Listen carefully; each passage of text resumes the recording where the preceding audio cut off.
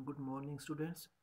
आज हम प्रोकैरियोटिक जो सेल है या कोशिका जो होती है उसकी सामान्य संरचना है, साइज है, आकृति है, उसके बारे में स्टडी करेंगे। प्रोकैरियोटिक जैसे कि नाम से सीधा इसमें प्रो और कैरियोटिक। प्रो का मतलब होता है आदिम प्रकार का और कैरियो का मतलब होता है न्यूक्लियस, यानी कि जिसमें प्रिमोर्डियल न्यूक्लियस मिलता है, यानी कि ऐसा केंद्रक जिसके बाहर जो है केंद्र के झिल्ली का अभाव होता है, उसे हम प्रोकैरियोटिक कहते हैं। इस सेल को हम प्रोकैरियोटिक सेल कहते हैं। प्रोकैरियोटिक जो सेल हैं उसके उदाहरण बैक्टीरिया है, साइनोबैक्टीरिया है, माइकोप्लाज्मा जिसको हम पीपीएलओ भी कहते हैं, रिकिट्सियाज हैं, साइनोबैक्टीरिया हैं। ये इसके अंदर प्रोकैरियोटिक सेल्स के उदाहरण मिलते हैं। तो जब ये कोई भी प्रोकैरियोटिक सेल जो होती है उसके जो साइज जो हम पढ़ते हैं तो ये साइज में बहुत ही छोटे होते हैं, इसीलिए इनकी संख्या बहुत ज़्यादा होती है। ठीक है ना। तो ये जो साइज है इनका लगभग 0.5 से 2 माइक्रोमीटर इन डायमीटर के अंदर भी ये होते हैं। कुछ इसके उदाहरण है, एक्सेप्शन है, जो कि साइज में थोड़े से बड़े होते हैं। जैसे साइनोबैक्टीरिया है 60 माइक्रोमीटर है और बेसिलस एंथ्रेक्स जो है वो 10 माइक्रोमीटर जो होता है, ये इनका साइज होता है। इसके अलावा जो भी इनके हम शेप के बारे में स्टडी करते हैं तो हम ये सोचते हैं कि भी बैक्टीरिया जो होते हैं काफ़ी छोटे होते हैं, तो उनकी जो शेप है वो भी कोई विशेष शेप या उनके अंदर नहीं होगी, लेकिन उनकी शेप के अंदर बहुत ज़्यादा विविधताएँ मिलती हैं। इनकी जब हम शेप के बारे में देखते हैं तो वैसे तो इसकी शेप मुख्य रूप से दो प्रकार की होती हैं। एक को हम बोलते हैं स्फेरिकल, जिसको हम क्या बोलते हैं कोकस, और एक जो होती है रोड शेप होती है। ठीक है ना, स्फेरिकल और रोड शेप होती हैं, लेकिन इसको हम बेसिलाई कहते हैं। तो जो स्फेरिकल होता है, ये जो साइज है इसका स्फेरिकल या ये है, इसको हम क्या बोलते हैं कोकस एक को, और ज़्यादा क्या बोलते हैं हमें कोकाई बोलते हैं। तो ये इसकी स्ट्रक्चर्स मिलती हैं, बैक्टीरिया की शेप होती है। मतलब ये भाई अगर ये डबल हैं पेयर्स में है तो इसको डिप्लोकोकस बोलते हैं, अगर ये 4 हैं तो टेट्राड के अंदर है डिप्लोकोकस हैं, और अगर ये सारसीना भी इनकी एक अरेंजमेंट होती है, इसी की सारसीना जो होती है जिसमें ये 8 सेल होती हैं और ये क्यूबोइडल के रूप में क्या होती है अरेंज होती है, तब इसको हम क्या बोलते हैं सारसीना भी कहते हैं। ये चेन के रूप में है तो इसको हम स्टेप्टोकोकस कहते हैं, और अगर ये समूह है गुच्छों के रूप में है तो इसे हम क्या बोलते हैं स्टेफाइलोकोकस बोलते हैं। ठीक है। तो ये ऐसे आपको यहाँ पर ये इनकी डिफरेंट टाइप्स बता रखी हैं, जैसे कि ये जो टाइप है ये सारसीना होगी, ये इसके अंदर क्या होगी स्टेप्टोकोकस, एक चेन के अंदर है, ये 2 कोकाई है तो डिप्लोकोकस आ गया। ठीक है। तो ऐसे है, और ये गुच्छों के रूप में ज़्यादा है तो इसे हम क्या बोलते हैं स्टेफाइलोकोकस होते हैं। तो ये कोकस की जो आकृति होती है, मतलब गोल जो होती है स्फेरिकल बैक्टीरिया, उनको हम कोकाई बोलते हैं। नेक्स्ट जो टाइप है उसको हम क्या बोलते हैं भाई रोड शेप जो होते हैं। तो रोड शेप यानी कि सलाखा रूपी जो होते हैं बैक्टीरिया, इनको हमें बेसिलाई कहते हैं या बेसिलस कहते हैं। तो यहाँ पर भी वही अरेंजमेंट होती हैं, 2 बेसिलाई हैं, डिप्लोबेसिलाई हैं, स्टेप्टोबेसिलाई हैं, स्टेफाइलोबेसिलाई हैं। ठीक है, इसमें ये व्यवस्थाएं होती हैं। इसके अलावा बेसिलाई के अंदर जो होता है कुछ कर्ड या कोमा शेप भी होते हैं, जैसे विब्रियो कुलरा के अंदर भी ये होते हैं। और जब इनके हम देखते हैं तो सारे प्लियोमॉर्फिक होते हैं। वैसे बैक्टीरिया कुछ बैक्टीरिया जो होते हैं प्लियोमॉर्फिक, यानी कि अपनी साइज और शेप को क्या होते हैं वो बदल लेते हैं। तो ये जो रोड लाइक है, थर्ड जो टाइप थी उसको हमने स्पाइरल शेप बैक्टीरिया नाम दिया गया है। ठीक है। स्पाइरल जो बैक्टीरिया होते हैं वो ग्रुप्स में नहीं मिलते हैं। ठीक है ना। तो उसके अंदर 2 टाइप हैं, स्पाइरिलियम और स्पाइरिकीट्स बोलते हैं। स्पाइरिलियम जो होता है वो स्टिफ्ट होता है, यानी कि हार्ड होता है, और स्पाइरोकीट्स जो होते हैं वो फ्लेक्सिबल है। इसके अंदर वो टाइप जो होती हैं फ्लेक्सिबल टाइप इसके अंदर वो आते हैं। इसके अलावा एक्टिनोमाइसीटीज भी होते हैं जो कि ब्रांच होते हैं, और इनके अंदर कुछ फंजाई यानी कि जो मशरूम होती है उसके जैसे इसमें करेक्टरिस्टिक्स मिलते हैं। और माइकोप्लाज्मा जो है उसको उसके अंदर बाहर सेल वॉल नहीं होती है, माइकोप्लाज्मा एक बैक्टीरिया होती है जिसको प्लियोमॉर्फिक होते हैं। एक्चुअली भाषा में तो यही इसको जोकर्स ऑफ प्लांट किंगडम भी कहते हैं, जो अपनी आकृति को बदलते रहते हैं। तो ये जो है ये इनकी जो है बैक्टीरिया की साइज क्या है, शेप क्या है, उसके बारे में हमने अभी पढ़ाया था। अब ये है हम एक बैक्टीरियल जो सेल है उसकी जो टिपिकल जो स्ट्रक्चर है जो उसके बारे में देखते हैं। जैसे कि आपको हमने यूकैरियोटिक सेल के बारे में बताया था, तो ऐसे ही प्रोकैरियोटिक सेल भी होती है। तो उसके अंदर जैसे कि अलग अलग स्ट्रक्चर्स हैं भी, जैसे कि ये प्लाज्मिड है, ये इसके अंदर ये राइबोसोम जो यहाँ पर आगे इनके बारे में पढ़ेंगे, साइटोप्लाज्म में ये ऐसे बिखरे हुए हैं, ये इंक्लूजन बॉडी है, ये जो इसके अंदर है ये फ्लैजिला है।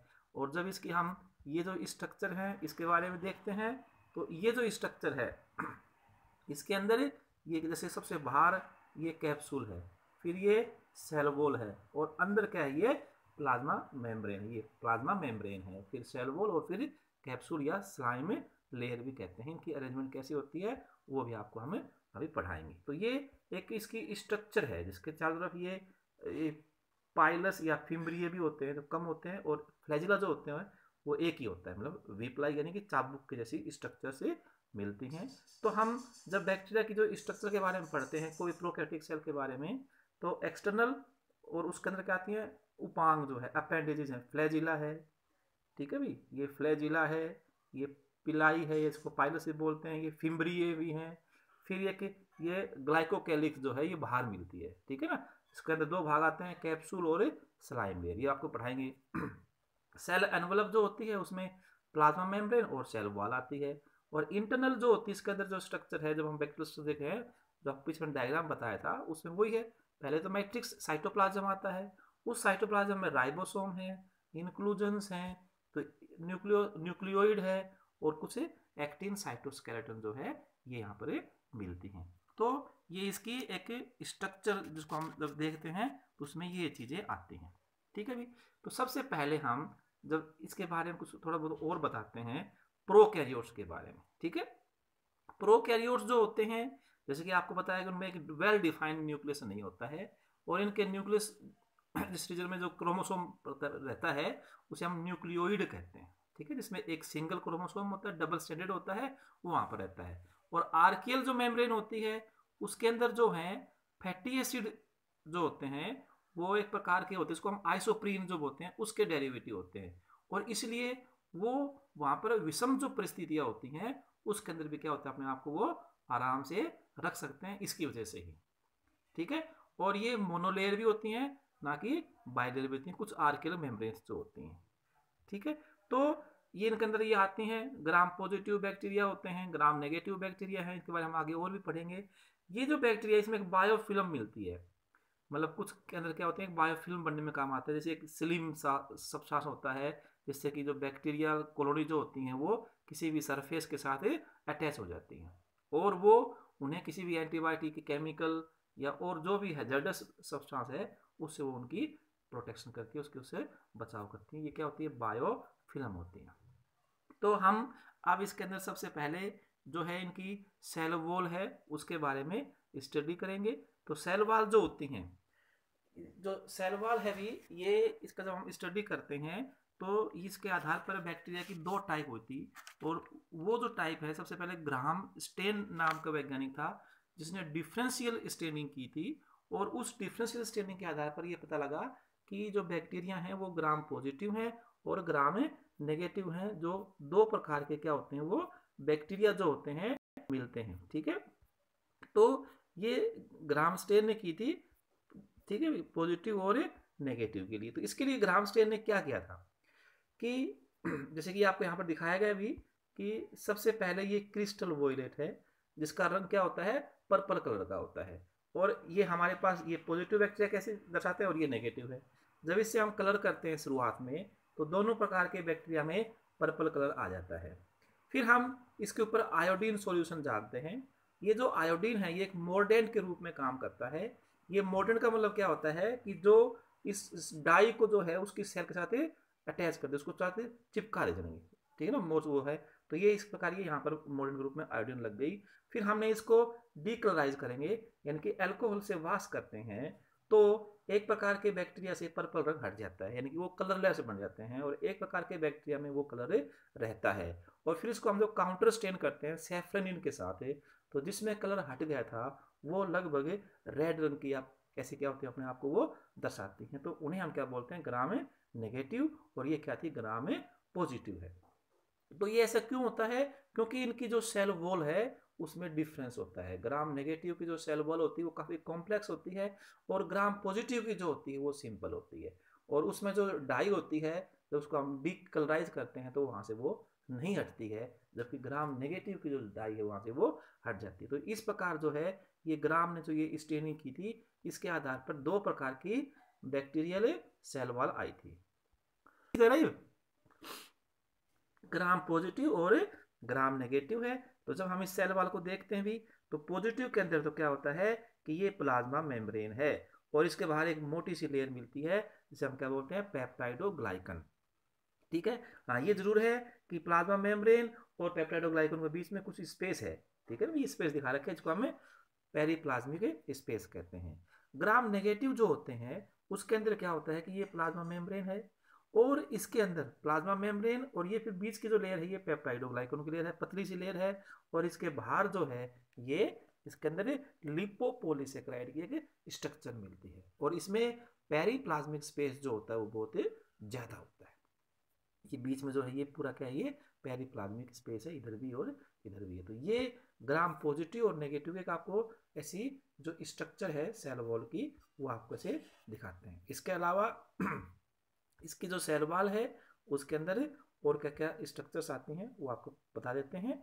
ग्राम पॉजिटिव जो बैक्टीरिया होते हैं उसकी सेल वॉल में पेप्टाइडोग्लाइकन और टेकोइक एसिड जो होते हैं इन दो की मिलकर बनी होती है, जबकि वो आपको मैंने वहां पर दिखा दिया पेप्टाइडोग्लाइकन तो मोटी लेयर होती है पॉजिटिव के अंदर और प्लाज्मा के बाहर वो होती है, और उसी के साथ क्या होते हैं अटैच टेकोइक एसिड भी होते हैं। जबकि ग्राम नेगेटिव के अंदर जो होता है पेप्टाइडोग्लाइकन की बहुत पतली होती है, फिर लिपोप्रोटीन, फोस्फोलिपिड और लिपोपोलीसेकेराइड जो होते हैं ये यहाँ पर उपस्थित होते हैं, जबकि इनके अंदर जो है वो नहीं होती है, टेकोइक अमल नहीं होता है। तो आप ये यहाँ पर एक स्ट्रक्चर इसको आप ऐसे समझ सकते हैं कि ये मेम्ब्रेन है, अंदर वाली जो प्लाज्मा मेम्ब्रेन इसको बोलते हैं, और इसके बाहर ये पेप्टाइडोग्लाइकन की ये लेयर है, और इस पेप्टाइडोग्लाइकन के साथ ये टिकोइक अम्ल है। ठीक है ना, एक तो क्या होता है अंदर वाली जो मेम्ब्रेन है उसके साथ जो फोस्फोलिपिड है वहां से जुड़ा होता है, और एक जो ये पेप्टाइडोग्लाइकन तो जैसे यहाँ पर है ये इससे जुड़ा हुआ होता है। तो ये ग्राम पॉजिटिव के अंदर होती है, और ग्राम नेगेटिव के अंदर जब हम देखते हैं तो उसकी जो प्लाज्मा या जो सेल वॉल होती है उसमें ये इनर मेम्ब्रेन है, ये तो ठीक है ना, जो कि जैसे कि टिपिकल जो मेम्ब्रेन होती है वो होती है, फिर ये बीच में पेरीप्लाज्मिक स्पेस आ गया, फिर ये पेप्टाइडोग्लाइकन लेयर आ गई जो कि मोटी नहीं होती, जैसे यहाँ पर तो ये इतनी मोटी है पेप्टाइडोग्लाइकन और यहाँ पर सिर्फ ये है पेप्टाइडोग्लाइकन की। फिर इसके बाद जो है अगेन पेरीप्लाज्मिक स्पेस आता है, फिर ये आउटर मेम्ब्रेन आती है यहाँ पर, और आउटर मेम्ब्रेन के बाहर इसमें क्या मिलता है, लिपोपोलीसेकेराइड मिलता है। ये इसका एक एलपीएस जिसको हम बोलते हैं, लिपोपोलीसेकेराइड के तीन भाग होते हैं जिसके अंदर ये एक लिपिड ए होता है, और ये लिपिड ए जो होता है जो आउटर मेम्ब्रेन के जो जो फोस्फोलिपिड होते हैं उनके साथ क्या होता है ये अटैच होता है। फिर ये एक कोर होता है जो कि कार्बोहाइड्रेट का बना हुआ होता है, और इसके बाहर जो है ये एक ओ एंटीजन होता है जो कि एंटीजेनिक प्रॉपर्टी दिखाता है, और अलग अलग प्रकार के जो बैक्टीरिया होते हैं उसके अंदर जो है इसकी स्ट्रक्चर से अलग अलग प्रकार की होती हैं। तो ये इनके अंदर इस प्रकार सेल वॉल है। इसके अलावा आपको सेल वॉल का एक और अच्छा सा मैं आपको डायग्राम दिखाता हूँ कि उसके अंदर ये कैसे, ये जो सेल वॉल है ये ग्राम पॉजिटिव की सेल वॉल आपको दिखाई गई भी, और इसमें आप देख सकते हैं ये प्लाज्मा मेम्ब्रेन है जैसे कि आपको बताया था, और उसके बाहर ये मोटी सी क्या है पेप्टाइडोग्लाइकन की लेयर है, और ये बीच में हल्का हल्का इसमें क्या आता है पेरीप्लाज्मिक स्पेस है। ग्राम पॉजिटिव के अंदर ये पेरीप्लाज्मिक स्पेस रहता है, यहाँ पर बहुत कम मात्रा में प्रोटीन मिलते हैं जो कि एक्सो एंजाइम के रूप में काम करते हैं, और ये पेरीप्लाज्मिक स्पेस भी कम होता है, और इसमें जो फ्लूइड होता है उसको हम पेरीप्लाज्म कहते हैं। ठीक है, और ऐसा क्यों होता है, क्योंकि ग्राम पॉजिटिव की जो ये पेरीप्लाज्म जो पेप्टाइडोग्लाइकन जो होती है ये पोरस होती है, और यहाँ से जो ये केमिकल निकलते हैं ये सेल से बाहर निकल जाते हैं, इसलिए ग्राम पॉजिटिव से एक्सोटॉक्सिन्स निकलते हैं जो कि बार बार निकलते रहते हैं, इसमें स्टोर नहीं होते हैं। ठीक है ना, और ये जो यहाँ पर जो अंदर रहते हैं प्रोटीन जो एक्सो एंजाइम के रूप में काम करते हैं, ठीक है भी, जो कि बड़े जो मोलिक्यूल जो होते हैं फूड के उनको वहाँ पर डिग्रेड कर देते हैं यहीं पे ही। तो ये इतनी अच्छी इसकी जो स्ट्रक्चर है। अच्छा, इसमें आप एक बात और देखिए, ये जो है ये नील नील रंग के जो दिखा रखे हैं ये क्या है, टेकोइक अम्ल है। तो इसमें दो है, एक टेकोइक अम्ल जो का है और जो प्लाज्मा मेम्ब्रेन की जो फोस्फोलिपिड है उसके साथ जुड़ा हुआ है, जिसको हम क्या बोलेंगे लिपोटिकोइक एसिड कहते हैं क्योंकि लिपिड से आगे, और एक जो है ये जो पेप्टाइडोग्लाइकन है इससे जुड़े होते हैं, इसको हम टेकोइक अम्ल कहते हैं। तो ये इनकी सेल वॉल आती है ग्राम पॉजिटिव की, और जब हम ग्राम नेगेटिव की दिखाते हैं तो अच्छा ये भी पॉजिटिव की है, ठीक है, टेकोइक अम्ल है। और टेकोइक अम्ल जो होता है वो क्या होता है, राइबोटोल का बना होता है, उसका पॉलीमर होता है जिसके अंदर फॉस्फेट समूह और ये ग्लिसरॉल होती है। उसके साथ क्या होता है, ये बार बार जुड़ के ये बनता है टेकोइक अम्ल जो है ये यहाँ पर बनता है। फिर ऐसे ही ग्राम नेगेटिव जो बैक्टीरिया आ जाते हैं। तो ग्राम नेगेटिव जो बैक्टीरिया है, जैसे कि ये इसके अंदर हम देख रहे हैं ये अंदर वाली मेम्ब्रेन है, फिर ये पेरिप्लाज्मिक स्पेस आ गया, फिर ये पेप्टाइडोग्लाइकोन आ गई, फिर ये पेरिप्लाज्मिक स्पेस हो गया, और ये जो आउटर मेम्ब्रेन है जिसके अंदर क्या क्या आएंगे, इसके बाहर इसके ऊपर क्या अटैच होंगे, लिप्टोपोलीसेक्राइड जो होते हैं वो यहाँ पर ये अटैच होते हैं। तो ये जो है ये ग्राम नेगेटिव के अंदर मिलता है, ठीक है। तो इसके अंदर ये पेरिप्लाज्मिक स्पेस ज़्यादा होता है, और इस पेरिप्लाज्मिक स्पेस से कोई भी प्रोटीन वगैरह एंजाइम बाहर नहीं निकल पाते हैं, वो अंदर ही रहते हैं। और जब ये बैक्टीरिया लाइसिस होता है तब ये बाहर निकलता है, इसलिए इससे क्या उत्पन्न होते हैं, एंडोटॉक्सिन्स जो होते हैं वो उत्पन्न होते हैं भी। तो इस प्रकार ये देखो ग्राम पॉजिटिव है, ग्राम नेगेटिव है, तो ये इनकी जो है इस प्रकार सेल वॉल जो होती है ये उसकी स्ट्रक्चर होती है, ठीक है।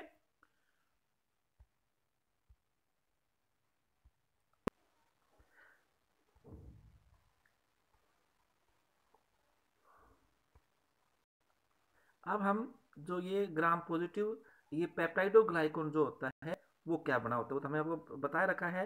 पेप्टाइडोग्लाइकोन जो है एन एसिटाइल ग्लूकोज अमाइन और एन एसिटाइल म्यूरामिक एसिड जो है इनका, जैसे ये NaM और ये NaG, तो एन एसिटाइल म्यूरामिक आ गया ये, तो और ये क्या एन एसिटाइल ग्लूकोजामाइन, ये आपस में अल्टरनेटली ऐसे अरेंज होते हैं, और उसके साथ ये एक पेप्टाइड बॉन्ड से ये अमीनो एसिड जुड़े रहते हैं, और ये जो है क्रॉस ब्रिज के अमीनो एसिड होते हैं। तो ये इस प्रकार ये एक पेप्टाइडोग्लाइकोन जो जैसे आप यहाँ पे दिखा रहे आपको, ये ऐसे एक अरेंज होते हैं। इसलिए पेप्टाइडोग्लाइकोन हम क्या बोलते हैं, म्यूकोपेप्टाइड्स भी कहते हैं, म्यूरिन भी कहते हैं। तो ये एक ऐसी स्ट्रक्चर जो होती है, ये पेप्टाइडोग्लाइकोन जो है इनके अंदर ये प्रेजेंट होता है। तो ये ग्राम पॉजिटिव और जो होती है सेल वॉल जो होती है उसके बारे में, कोशिका भित्ति जिसको हम कहते हैं वो यहाँ पर होती है। इसके अलावा कोशिका भित्ति के बाहर भी इसके मतलब एक सेल एनवलप मिलती है, ठीक है। तो वो किस प्रकार की होती है, उसमें क्या क्या होते हैं वो आपको बताते हैं। तो उसका नाम है सेल एनवलप को हम ग्लाइकोकैलिक्स कहते हैं, ठीक है। ग्लाइको मतलब कार्बोहाइड्रेट होती है, ठीक है ना। तो कुछ एक्स्ट्रा सेलुलर मटेरियल जो होते हैं बैक्टीरियल सेल के द्वारा सीक्रेट होता है। इसके दो नाम होते हैं, या तो इसको हम कैप्सूल भी कह सकते हैं या इसको हम स्लाइम लेयर भी कहते हैं, ठीक है। दोनों में थोड़ा बहुत अंतर होता है। कैप्सूल जो होती है ये भी एक जेल लाइक होती है पदार्थ इसके अंदर, जो कि अटैच टाइटली जो है बैक्टीरिया के अंदर होती हैं, और इसकी एक डेफिनेट बाउंड्री होती है।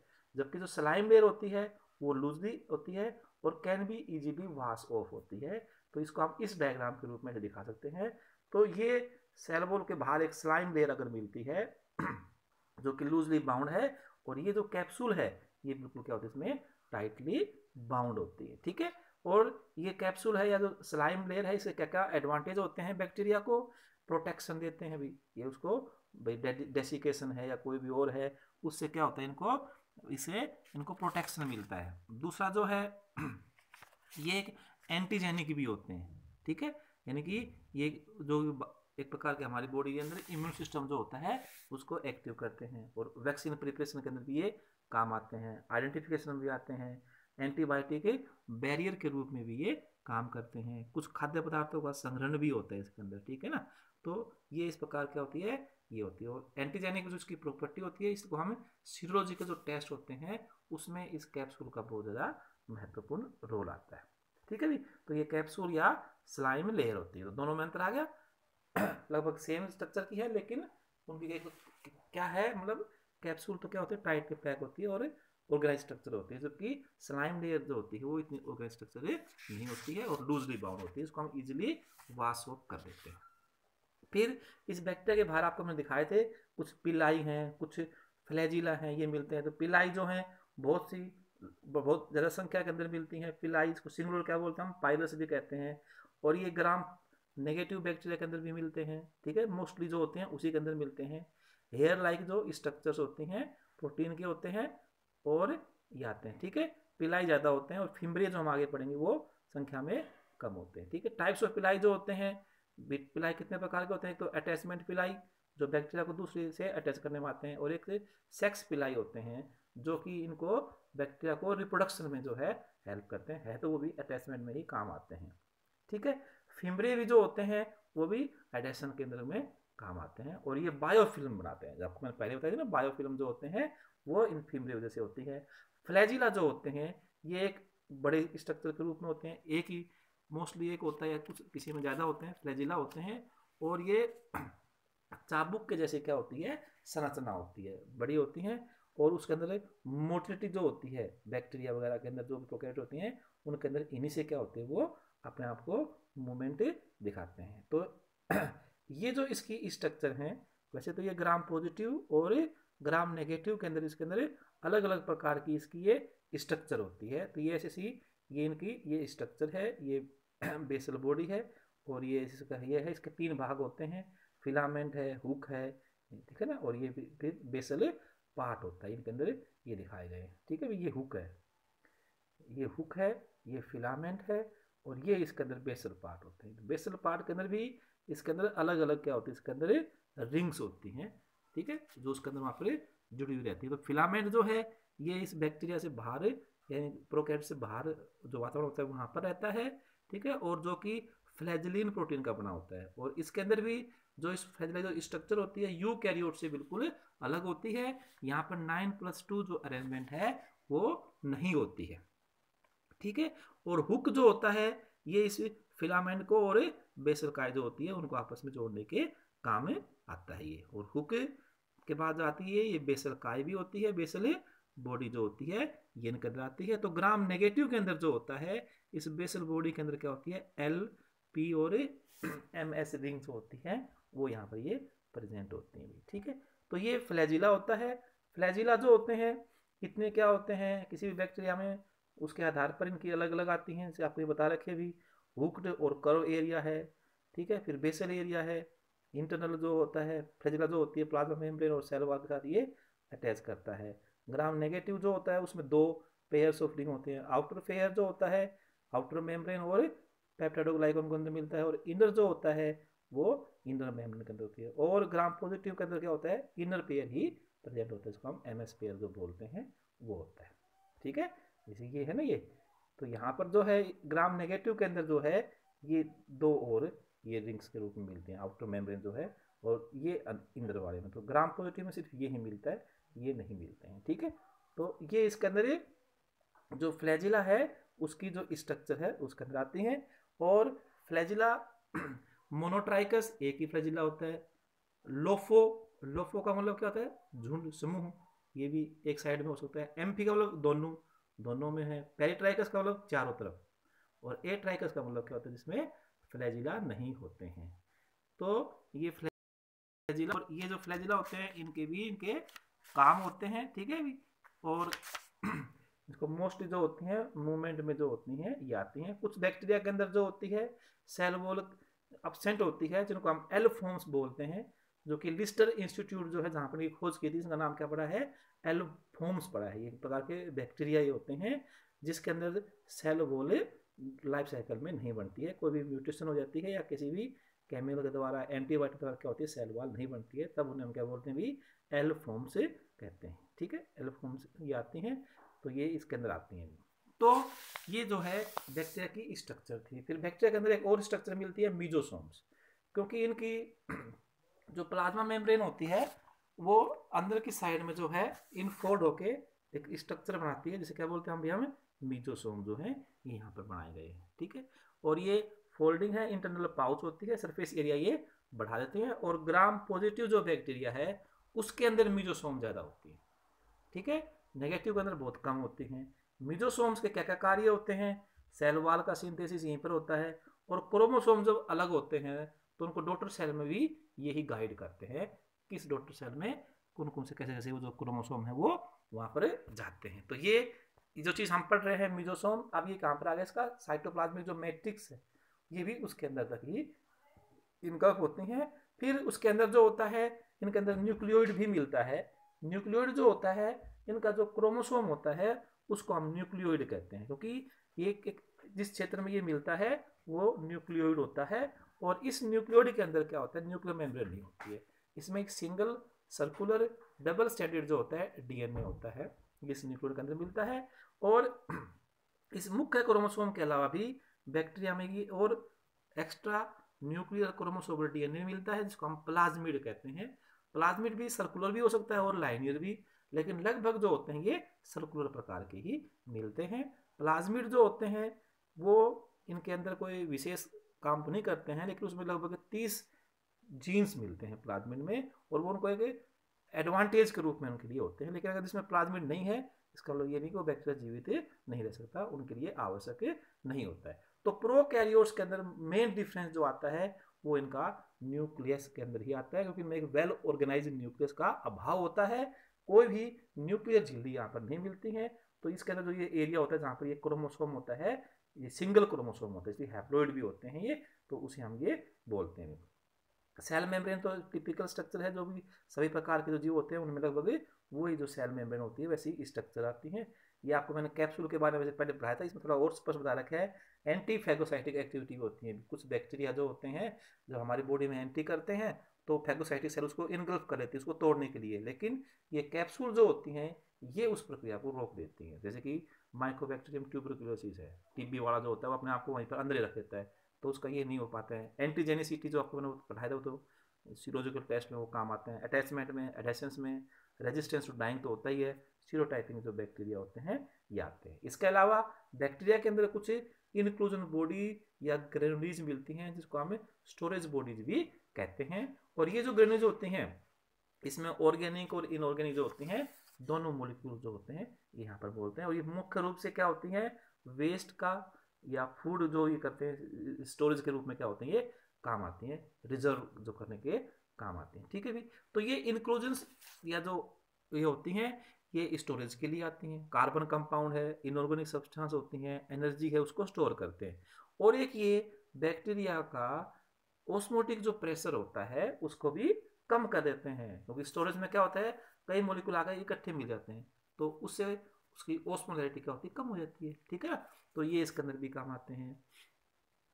ये जो इंक्लूजन्स होती हैं कुछ तो क्या होती हैं साइटोप्लाज्म में फ्रीली ऐसी पड़ी रहती हैं। ठीक है ना, जैसे कि पॉलीफास्फेट ग्रेनुल्स होती हैं, साइनोफाइसिन ग्रेनुल्स होती हैं, या कुछ ग्लाइकोजन ग्रेनुल्स होती हैं जो फ्री ऐसी साइटोप्लाज्म में रहती हैं।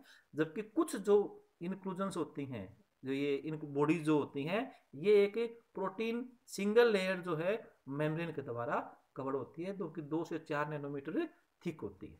ठीक है, और इसके अंदर जो होते हैं ये आते हैं PHAB, पोली बीटा हाइड्रोक्सी ब्यूटाइरेट। ठीक है, क्या आते हैं इनके अंदर पोली बीटा हाइड्रोक्सी ब्यूटाइरेट ग्रेनुल्स हैं, कुछ ग्लाइकोजन की ग्रेनुल्स हैं, और कुछ सल्फर जो ग्रेनुल्स होती हैं वो इस प्रकार एक मेम्ब्रेन के अंदर क्या होती है वो प्रेजेंट होती हैं। ठीक है, कुछ यहाँ पर इनऑर्गेनिक इंक्लूजन्स भी मिलती हैं जिसमें पॉलीफास्फेट और सल्फर ग्रेनुल्स होती हैं। पॉलीफास्फेट को हम वोल्यूटिन ग्रेनुल्स भी कहते हैं, और इनको हम मेटाक्रोमेटिक भी कहते हैं। क्यों कहते हैं, क्योंकि ये अपना एक मेटाक्रोमेटिक इफेक्ट दर्शाती हैं। तो ये भी इनके अंदर ये मिलती हैं। और कुछ लिपिड इंक्लूजन भी हैं, पॉलीसेकेराइड्स भी होती हैं। तो ये यहाँ पर क्या होती है एक प्रकार का ये पदार्थ जो होती है इनके अंदर ये स्टोर रहते हैं। ये है एंडोस्पोर्स भी बनते हैं। जब बैक्टीरिया के अंदर एडवर्स कंडीशंस आती हैं तो वो अपने आप को उनसे करने के लिए क्या करता है एंडोस्पोर्स बनाता है, रेस्टिंग स्ट्रक्चर्स बनती हैं अलग सेल के अंदर, जिसके कोई भी मेटाबॉलिज्म नहीं होती हैं। ठीक है भी, ये जो बनते हैं हीट, रेडिएशन, केमिकल सब के प्रति क्या होते हैं ये रेजिस्टेंस होते हैं। ठीक है, इन्वायरमेंट में भी है और स्पोर फॉर्मेशन के अंदर भी क्या होते हैं ये जब कंडीशन सही आती हैं तो बैक्टीरिया को इस बार कंडीशंस में क्या होती हैं अपने आप को वहाँ से ये बचाते हैं। बैक्टीरिया के अंदर जो होते हैं राइबोसोम्स भी मिलते हैं। राइबोसोम जो होते हैं वो क्या होते हैं इसके अंदर 70S प्रकार के क्या होते हैं भी राइबोसोम होते हैं। एस का मतलब यहाँ पर क्या होता है कि स्वेडबर्ग यूनिट होती है, जिसके अंदर क्या होता है वो किस रेट से बैठते हैं, नीचे सेडिमेंट होते हैं उसे बोलते हैं। यानी कि अगर 70 और 80 का मतलब क्या हुआ, 80 का मतलब क्या हुआ वो उससे ज़्यादा हैवी होते हैं, है ना, हैवी होते हैं और कॉम्पैक्ट भी होते हैं। तो एस बर का जितनी वैल्यू ज़्यादा होगी, इसलिए प्रोकैरियोट्स में राइबोसोम छोटे होते हैं, स्मॉल साइज के अंदर भी मिलते हैं। यहाँ पर जो राइबोसोम है वो 2 प्रकार के होते हैं भी। एक तो क्या होते हैं कि जो साइटोप्लाज्म के साथ अंदर बिखरे हुए रहते हैं, और एक क्या होते हैं जो कि ये जैसे साइटोप्लाज्म के अंदर फैले हुए, एक क्या प्लाज्मा मेम्ब्रेन के अंदर भी अंदर की साइड में क्या होते हैं वो अटैच राइबोसोम होते हैं। साइटोप्लाज्म में जो होते हैं वो ऐसे प्रोटीन को करते हैं सिंथेसाइज जो कि उसी सेल के अंदर रहते हैं, और जो प्लाज्मा मेम्ब्रेन के साथ अटैच होते हैं वो उनको क्या कहते हैं, सेल से बाहर जो डिस्टाइन होती हैं वहाँ तक जो होती है उनको ट्रांसफर करने के काम में ये आते हैं। तो भी ये कुछ एक इन प्रोकैरियोटिक जो सेल है उनके ये टिपिकल स्ट्रक्चर बताइए आपको भी, उसमें क्या क्या कंपोनेंट होते हैं, कैसे कैसे क्या होती है उनकी साइज शेप है और ये होती है। ठीक है, ये था प्रोकैरियोटिक सेल भी। ओके भाई।